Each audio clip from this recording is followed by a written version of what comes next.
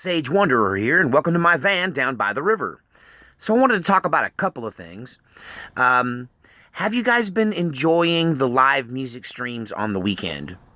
I think I think I have a small but mighty army of people that really enjoy seeing not just me playing music, but seeing that unique perspective of having a camera right on stage, pointed basically right at my hands and across the stage. It's a different perspective, and it allows me to like interact with people between songs and everything.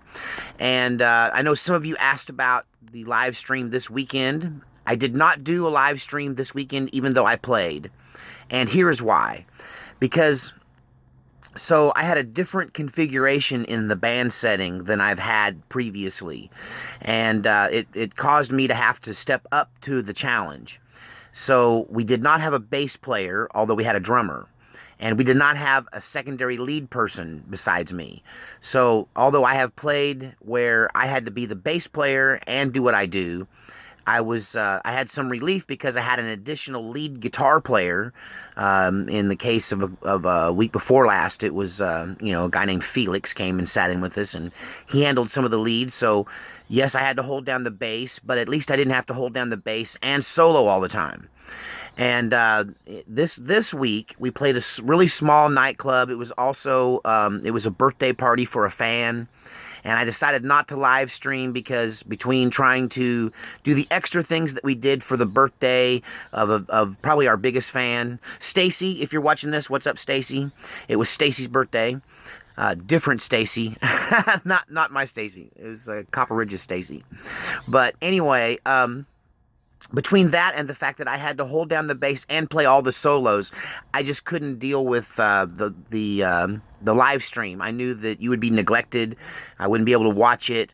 I was concerned that the extra pressure of knowing you guys were watching me too might mess with me, because when I have to hold down the bass and play pretty much all of the fills and solos in all of this music, man, I was busier than a one-armed paper hanger. I'm telling you, I was busier than a one-legged man at a butt-kicking contest. I having to split your brain and hold down that bass line, that bottom, and keep the drummer, in the keep locked to the drummer like you're supposed to, like a bass player would, and then still do all the fills and the solos. It also limited my playing really to just piano and harmonica. It's harder to switch up, so I didn't get to do a lot of the fiddle stuff and banjo stuff that I normally do. So I just opted out for this weekend. I don't know what my configuration is for the coming gig. We got a wedding coming up. It may be the same situation. I will say this. That was a whole lot more work than I'm used to, and it was harder on me physically because when I play piano all the time and I have to hold down the sustain pedal, and so I'm standing on my left leg all night long, just one leg. And it was Stacy's birthday, so she's used to me putting on a show and acting up, and she was like, act up more, put on a show more, show off. And so I had to try and do that too while standing on one leg, holding down the bass with my left hand and playing all of the solos, pretty much, with the rare exception, with my right hand, and then sometimes have to do all those things while blowing harmonica and singing back up. So I was so tired. I was really wrecked, like physically wrecked from this show this weekend. And it just, back, hip, legs on fire, just woo. And all day yesterday, it was just, I was out of it. I slept most of the day because the night before I didn't get any sleep from the pain, So, hey, when you see people really pouring out their soul on stage, remember they are paying a price for it. These people are really giving you everything they've got. And the ones that aren't are holding back, because hey, for a moment, I thought I'm going to die on this stage. Like, I was at the end of the night, and I was like, okay, I just felt so weak and worn out. I was like, this is it. I've given too much. I suspect that's how I'll go. I'll just give too much on stage one day, and maybe I'll not wake up in the morning or whatever, or maybe I won't make it off the stage. Old guys like me that just keep on playing, some of them literally have their last breath on stage. But so that's about the live stream there. Then some other stuff I wanted to talk about was the van. The camper van. Some of you guys are following me on the camper van drama. And, I was trying to My intention was to take it to Texas, and I really wanted to take the van back to Texas.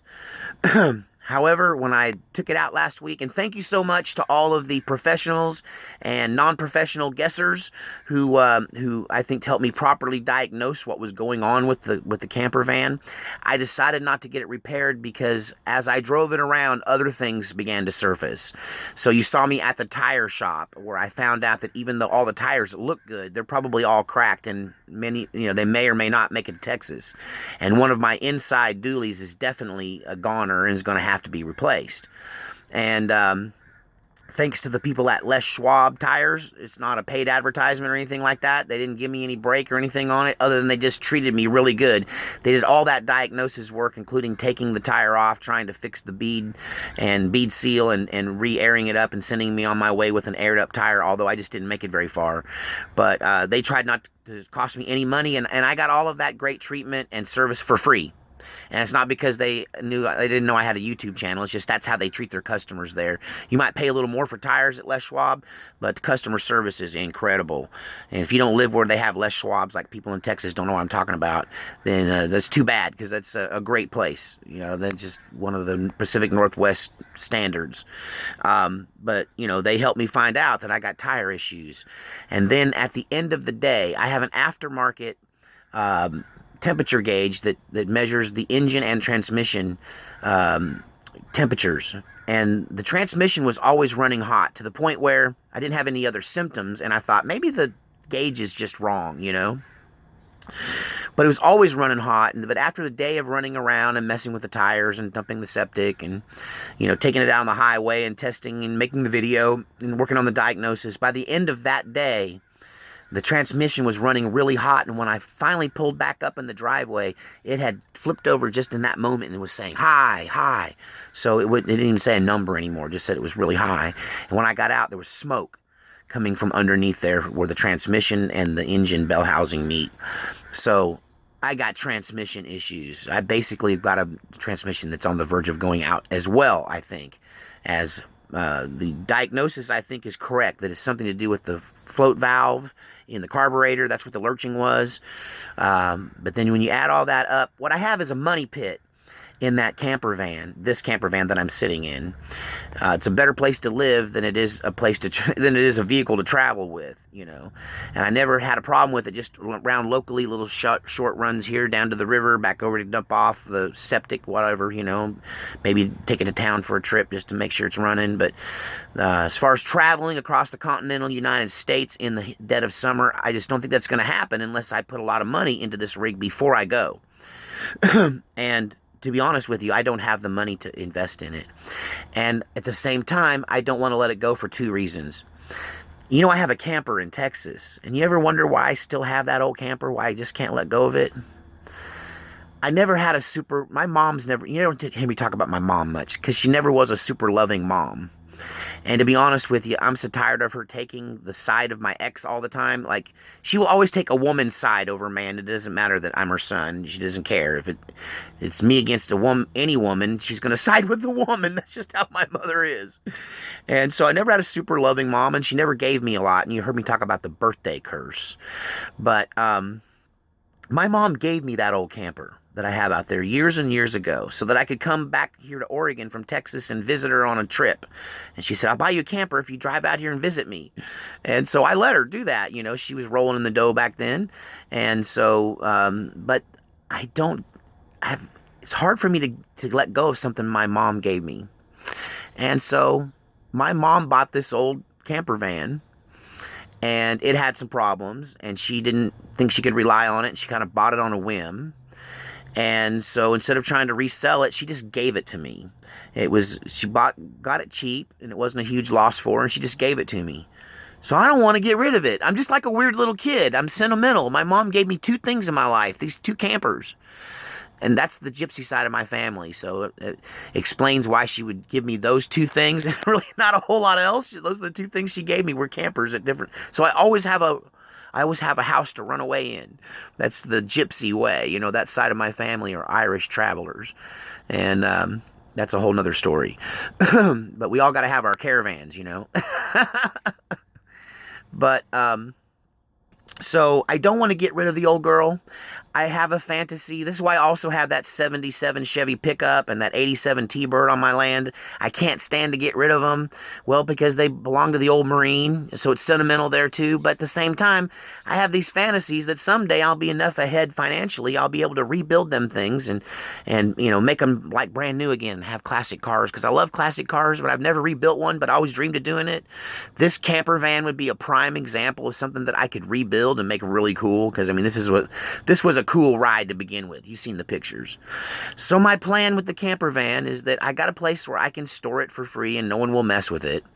And so I'm going to get it cleaned up and get it ready before I go back to Texas and get it ready to be sold and let it sit here and be a ace in the hole for me. Something that I could sell remotely and get a little bit of money, like I don't know, get bail money. I could get bail money. I've never been arrested, so I don't need bail money usually. But you know what I mean, like emergency fund. If I had to make a move, I could do something by selling this, and I could do it remotely over the phone. If I left the title, I could even just mail the title, But anyway, so I think I'm just going to leave the old girl. I don't want to drive her. I don't have the money to invest in doing the rebuild. I mean, it needs a frame-up restoration, and it's the kind of thing that would be worth doing. This thing's got enough going for it. It would be really nice if you could do that to this machine. But that's just not a pipe dream. It's a future dream if it'll ever happen, and chances are I'll probably end up cashing in the emergency fund at some point and selling it anyway. But I also don't want to get rid of it because, my mama gave it to me. That's why I still got that old camper down there, because my mama gave it to me. Is that weird? I'm just a weird guy. I guess she was trying to make up for all them gray shirts. If you know my story and my birthday curse story. But, we didn't have much as a kid, so maybe that's why she gave me a couple old used campers. But plus, I mean, she just wants me to be able to escape. It's the caravan thing. But yeah, I'm gonna leave the old girl here. I'm gonna leave her here. She doesn't need to go across the country. And the only exception would be is if, and I had a guy offer me this, and he talked about coming out here, putting it on a flatbed, and hauling it back to Texas for me for free. And I didn't follow up on that because I was hoping to bring it. And plus, I don't want to put anybody out, and I know my fans love me, and there's probably that guy'd probably do that for me. I hate to ask him to do it, but that's the only exception I might let somebody do that, just because I would like to have it in Texas. That would be really cool, and that's where I'm going. But at the same time, if I come back here, it gives me a place to stay if I need to come back and see my mama, and I do have a daughter that's still going to be here. So, anyway, those are the two updates. I'm planning to go back to Texas just as scheduled. There was some talk that maybe we could reconcile things and I might end up staying here. But in the end, I have to do what I have to do. I got to do what's right for me. And I think it's also the right thing for my son who's going with me. And our intention is to go back to Texas, get a second building, a studio building, and outfit it with gear and start making records and start making demos. And, he's got a pretty big catalog of some very good lyrics. And, I'm just an endless source of musical chops. So I used to run a studio back in the day. I had a studio in Dallas-Fort Worth, one of the first project studios. And so I know how to make records. I've made lots of them. Just produced this record for Strumshine, a.k.a. Copper Ridge, for Charmin. And, I think it's a great record. You can pick that up through Charmin Gibson and Copper Ridge's website. I'll have to get you guys a link. But you can pick up the Sage Wanderer produced record where you can hear my work that I just recently did with them. And, me and my kid are going to make some hip-hop records. We're going to make some country trap, they call it.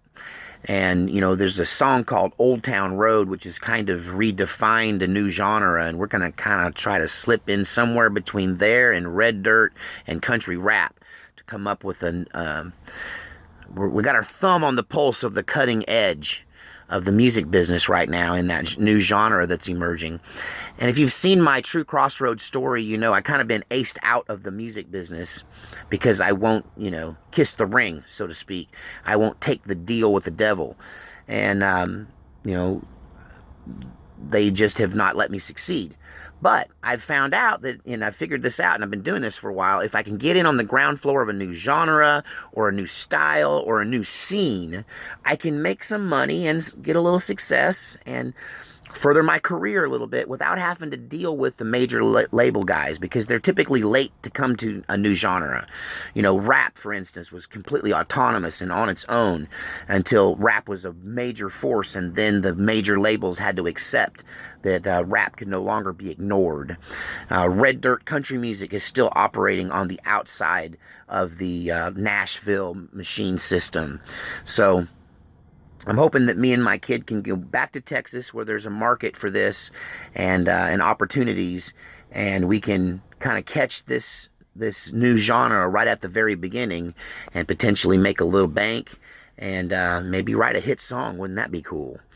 But I got to do what's right for me. I got to do what's right for my kid. And yeah.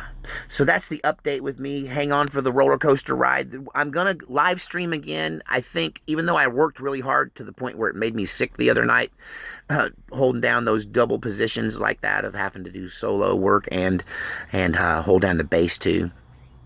That even if I find myself in that situation, that if it's okay to stream this wedding reception, I might have a private party this weekend. I might stream that for you guys, because I think I did it enough. I'm pretty confident in the fact that I can pull this off now. I can hold down the bass all night and still solo, better than some of the guys that I've idolized for being able to do that. So it never ceases to amaze me that when I'm forced to reach deeper into my talent and gifting, I just keep finding that it seems like there's another layer.